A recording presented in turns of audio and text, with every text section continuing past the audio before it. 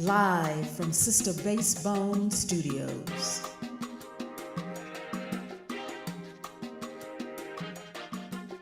Holistic Alchemy is a healing company providing conversations, consultations, coaching, and other services to promote positive, liberating, and sustainable self-care practices. Welcome to Holistically Speaking. I am Ialami. I am the founder and visionary of Holistic Alchemy.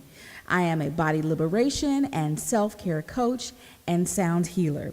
This podcast is centered around conversations around self-love, self-care, and well-being for Black women. And today, we're going to talk with my sister friend, my high school classmate from Ursuline High School in Youngstown, Ohio. And this woman is, a phenomenal woman. She is a multi-talented woman in so many different areas. And I'm so excited that she is here on this episode to talk about the work that she's doing and the difference that she's making in the lives of women. This is my sister friend, Tracey Brown. Tracey is a certified personal trainer and nutrition coach, and she's passionate about helping women who seek to lose weight and achieve their desired fitness goals. As a personal trainer and coach, she brings an unprecedented spirit of motivation to these clients to help them set realizable goals and benchmarks that would foster a 360-degree transformation. Now, who wouldn't want that? 360 degrees, right? Tracey is a survivor of ovarian cancer, and she lives an inspiring and joy-filled life. So I'd like to welcome my classmate, Tracey Brown, to the podcast. Tracey, hello there. Hey, girl, hey. I am excited to be here on your podcast to talk about health and wellness. Absolutely. And I am, this is a conversation long time coming. We met when shortly after I moved here. Well, maybe it was a little bit longer than shortly after I moved here because we're both busy. And we sat down and just started vibing, just started talking about our work and our lives and where we just caught up like it was 1986, 87 again, right? Yes, ma'am. Yes, ma'am. The good old days. The good old days, exactly. And an aside here, both Tracey and I have several different intersectional commonalities of who we are.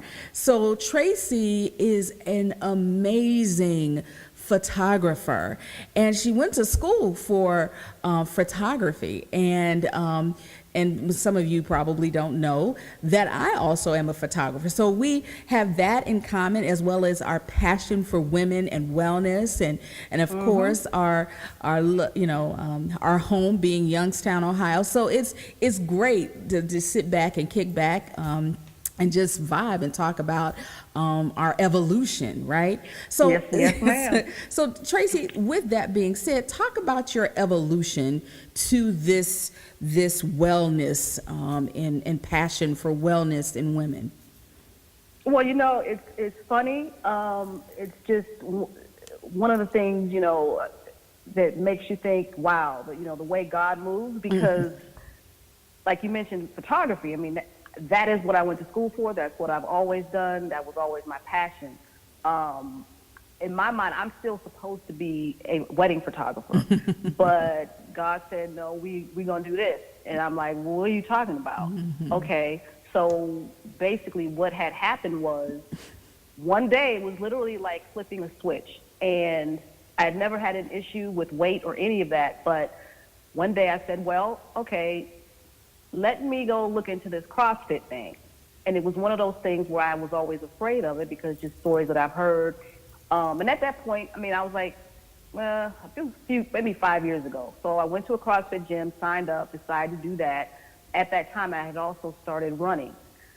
At that time, I was like, Oh, You would that's never catch right. me. That's Yeah. right. That's right. I forgot to say that. So let me go. Let's pause right there. So I was a part of Black Girls Run, and Yes. right. So remember, Yes. I in Columbus, Ohio, and in 2014. Wait, 15. Was it 14 or 15? I think 14? 15. 15. Okay, we'll go with 15. Yeah. We'll go with 15. And I came here to Atlanta, and Yep. ran in the Black Girls Run marathon. Actually, it was 14. It was actually 2014. Yeah, 14. Okay. Right. And you and I hooked up, and Yep, it was like yep. so cool that Yep. we had an opportunity to do that. So okay, go ahead. I'm sorry. Right. Yeah. So I started running, and I was a person that would say you would never catch me running anything anywhere. Right. But for some reason, I just started. Okay, let me just start running, and then the 5K turned into 2 half marathons later. Right. So which was fine, and then I started studying for personal trainer certification. But at the time, I had no idea what I wanted to do with that. In the big picture. So 2016 came around, and I was training for my first Olympic lifting competition. Had also signed up to do my second obstacle race, Rugged Maniac, and then I was diagnosed with ovarian cancer. But let me backtrack a little. I was told that I needed a hysterectomy, and so I'm like, fine, whatever. But I told my doctor, I wasn't having any issues. It wasn't bothering me. He said, well, you just still need a hysterectomy. Hysterectomy turned into, okay, you have stage 1 ovarian cancer. But with all of that, there's a recovery time that's required. So there's a recovery time of 4 to 6 weeks after surgery. So in my mind, I wasn't concerned about, okay, the surgery necessarily. I was more concerned with, I want to work. I'm not going to be able to work out. Right. I'm going to lose my game. Yes. I'm not going to be able to compete in this lifting competition. So fine, whatever. Then he's like, okay, well, now you have this ovarian cancer, stage 1, nothing spread. But I still want you to do chemo. I want you to do 6 rounds of chemo. What are you talking about? Right. Like what is happening right now? Yes. Yeah. Like what? So okay, fine. Well, and this is my doctor speaking. Okay, well, listen, I know you do this CrossFit thing, but you're gonna have to find an alternative way to exercise. I said, oh, you got me. Oh, you got me messed up. Right. You got the wrong one. No, sir. No. I will not give that up. I will not find an alternative. I will continue with my life as it was in my routine of going to CrossFit. But with the cancer, I think the cancer diagnosis and then having to go through treatment, I think that put more clarity on what I wanted to do with the personal training side. Because I just had this moment where I was in Chick-fil-A drive-through, and a morbidly obese woman, a black woman specifically, walked across my car to go inside. And I remember sitting there while I was going through treatment, looking at her, literally I was getting mad. And I was mad at her because I'm thinking, wait a minute, I'm in this situation and I'm healthy. And I have to go through this. But here's this woman who clearly does not give a damn about her health. And I bet she's just going on about her day. So it was just one of those moments where I was like, wow, okay, I got to do something for our sisters. I have to do something. Right. I have to do whatever it is. I don't know what it is at that very moment, but I have to do something because we got to do better. There's no reason why we should allow ourselves to get that out of hand with our health. So, and I had friends, people tell me I'm not fooling with you in the whole CrossFit thing. Right. And I say, look, I don't care what you do. CrossFit is what I do. That's mine. That's for me. But do something. You can walk, you can swim, you can get on a bike. You can do yoga. It doesn't take, it's not rocket science. It's not rocket science. So I just tell people in my tagline, give a shit about your health. I just want people to give a shit about their health. Because there are things that can be preventable. Now, no, you can't really prevent cancer, but you can do things to be more proactive. You can prevent diabetes. Right. So You how can does prevent, yeah, go I'm ahead. sorry. So how does that approach give a shit about your health? Because how does that come across to people? Well, the reason I feel that some people that are in the position or the situation that they are, as well as their health, is because no one has actually ever put that spin on or talked to them in that way, or basically put it in that perspective. I think, like clients that I have now, I mean, they get it. They get it. I mean, because it's just real. It is what it is. And I tell people, and if you're offended by that, then you need to look more inwardly on why you're offended by that. Compared to the fact that you are, let's see, you need to buy 2 seats on an airplane, or because you're on 50, 100 milligrams of high blood pressure medication, or so yeah. I mean, no one's actually. I mean, I think people they get it. They get it.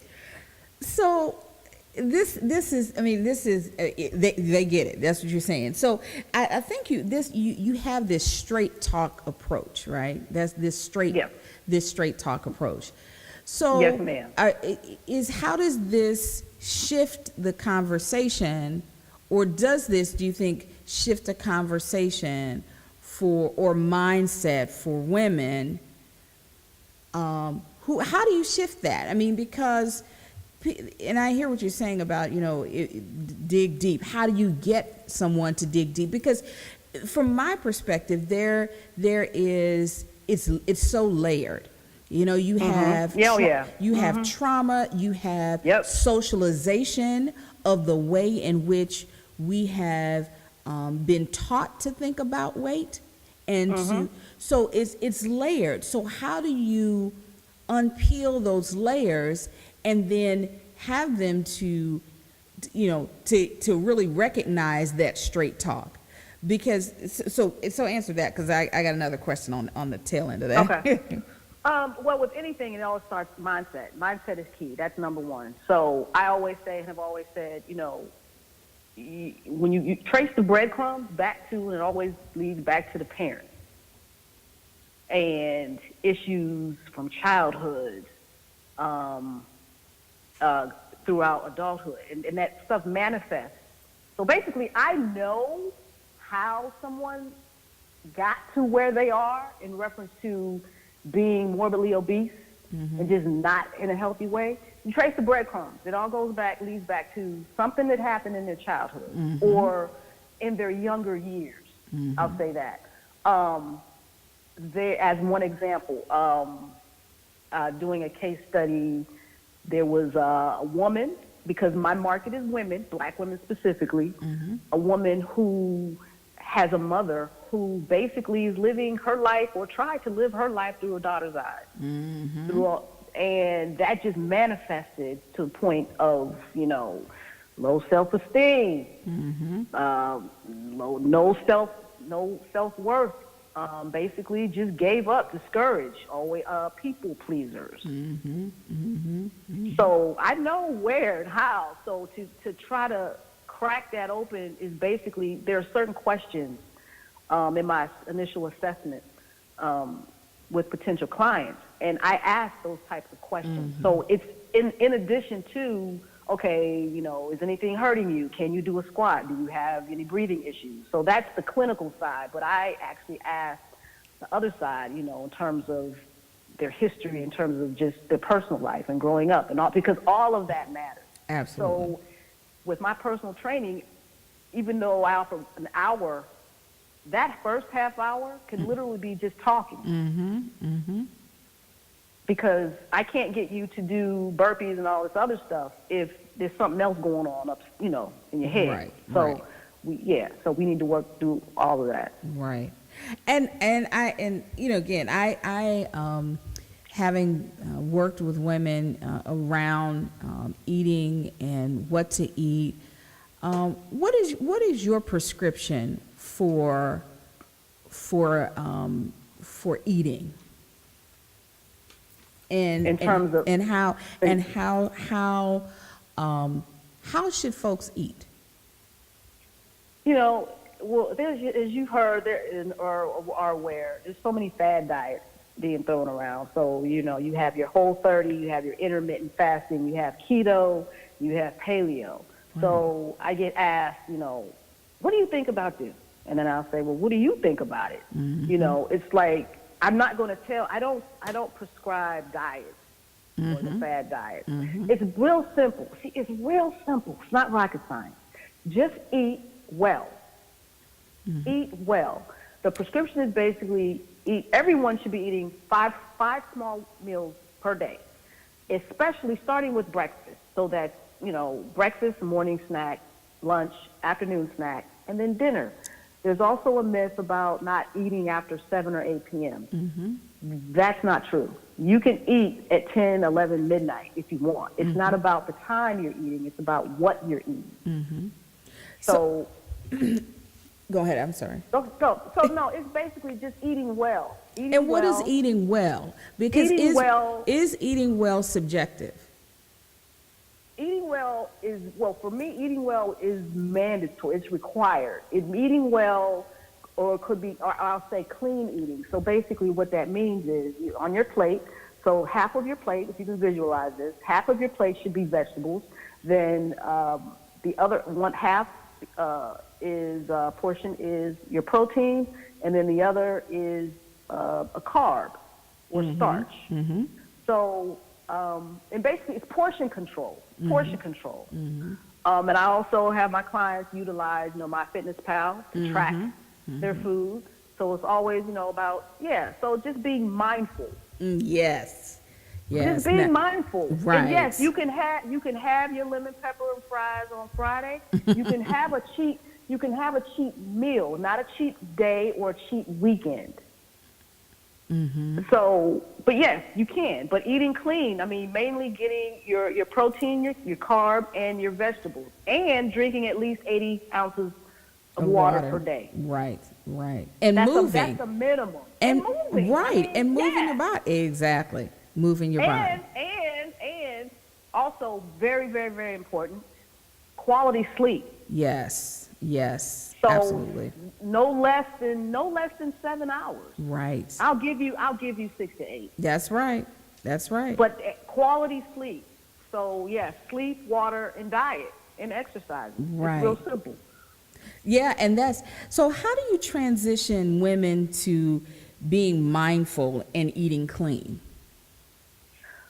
Well, basically we sit down, and have an assessment, and we just talk. Like the way we're talking now, we just have a conversation, like a sister-girl conversation. And because of my approach, honestly, I get them to see, like just be real, like be honest. And I'll literally tell them, like, okay, you're making excuses right now. Like, you're making excuses. So I think, I feel that, the people that I've come in contact with, clients or wherever, they appreciate the honesty and the straightforwardness. Why would I lie? That's nothing like. Right. Like, what am I have nothing to gain. Nothing to gain. Why am I going to sit there and say, I don't coddle? So you have to have. Okay, and I did not say this at the beginning of when I introduced you. So you have TraceyDeniseFitness, and then people can find you. You can let them know a little bit later. But your clients must be tough skinned. Is that what I'm hearing you say? No. I wouldn't even say that. I would say that my ideal client has to be sick and tired of being sick and tired and just ready to be held accountable. on this shit. Mm-hmm. And just to be told, because clearly whatever it is they were doing up until that point hadn't been working. Right. So I'm about to flip the script here. So there is, and you know, since you're very much a music person like myself, a music lover, that's another thing we have in common. But anyway, Oh yeah. our love for Prince. But anyway, so yeah. so we are. You might be familiar with a sister who is like totally changing the game in regards to what beauty looks like and personified. And she is a talented flautist and rapper by the name of Lizzo. And and by standards, by American standards, by medical standards, she is morbidly obese. Yeah, What would you say to Lizzo? Because she has a following right now of like no other, from social media, from internationally, nationally, and from all different groups of people, and she is garnering the attention of media who are putting her in Rolling Stone, who are putting her on the in Playboy, as she is. Okay, so talk to me from your perspective about Lizzo and her health and wellness, and being morbidly obese. What's your view? Well, okay, so let me also say this. In talking about, losing weight and all that's great. But it's also very important, and I tell my clients, first of all, the scale is a trap. So even though you are medically diagnosed, as morbidly obese, you can be 235 pounds, say for example. That scale, the number on the scale, it's important, but at the same time, it's not important, because you can be 235 pounds and be fit and be healthy and be able to walk up the stairs and not be out of breath. So you can be a big girl, but my point and my goal and my mission and all of that is to get my folks healthy, be fit. But so as an example, I would sit down and ask her about how is she feeling. I want to know, how are you feeling? How do you feel? Are you able to get through a 2-hour performance without, losing your endurance? What is your endurance like? Can you endure 2 hours on the stage and giving your all to your audience? So I would start there and talking about, and finding out more about her endurance and her, her health history and how she feels physically. And as well, and mentally as well, because, some people, not some, a lot of people are in denial. Right. Absolutely. So good. Because there is this, I'm very clear in my practice, in my work with women, around being mindful of how you feel, and that and moving away from the scale and the size on the label that they're wearing. Oh, I gotta wear this, 8, number 10. Yeah. I'm gonna tell you right now, Tracey, when we were in high school, I thought I was fat.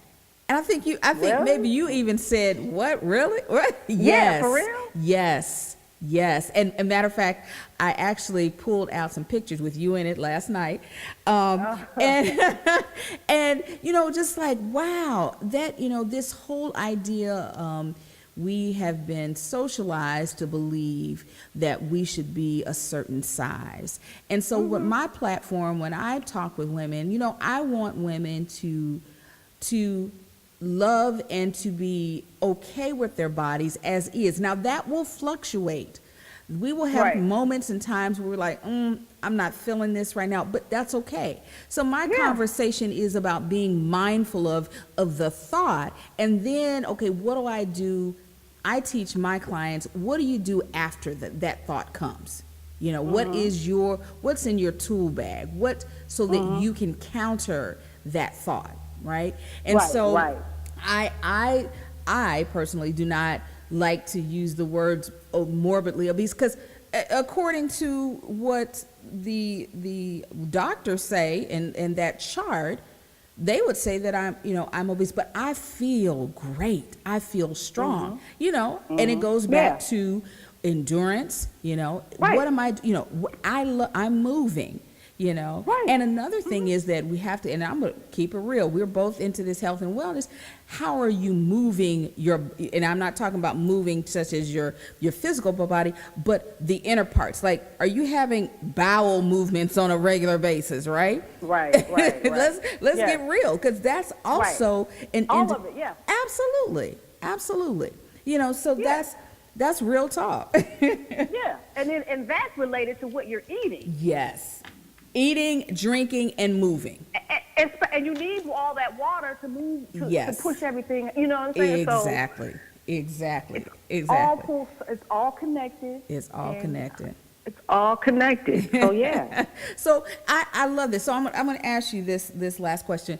So I'm big, as you know, as a self-care coach on rituals. And so talk to me about, what are your self-care rituals? Well, outside of just CrossFit,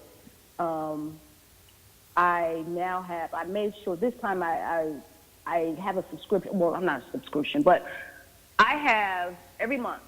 I go get a sports massage. Mm-hmm. And that is something that I was not doing. I was only going to get a massage when something hurt, or, when I was running, when I had shin splints, or when, I had issues with my knee. But that was not consistent.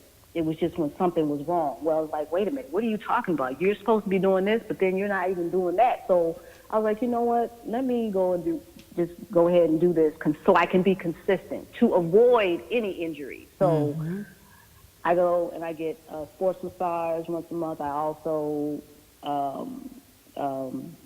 like to spend a lot of time alone to recharge. You need that.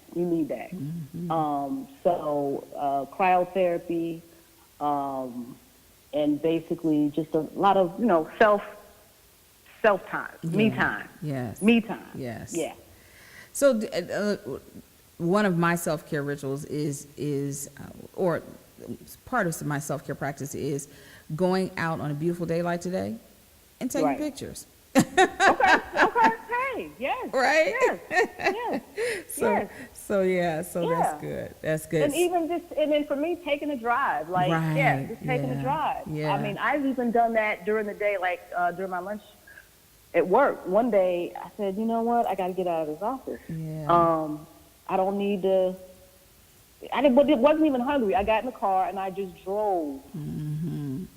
I just drove.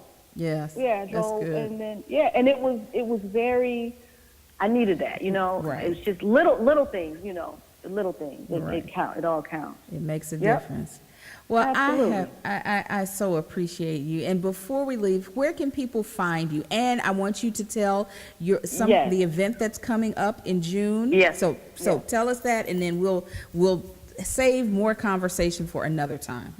Yes. Okay. So June 22nd, registration is now open for my first workshop. It is entitled Straight Talk, a women's wellness workshop. So we're going to be having real discussions, real talk about the issues that are keeping women stuck, why they feel that, they are undeserving of self-care, as well as just basically getting them together on their health and wellness.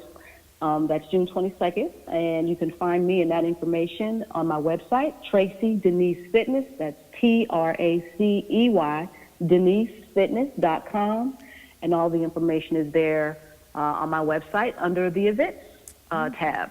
All right. Yes, I am looking forward to to being on that panel that day and participating. Yes, ma'am. Yes, so it is going to be exciting. I'm most definitely looking forward to meeting other women that are about this life. So Yay. yes, thank you so much, Tracey, and thanks for having me. Absolutely.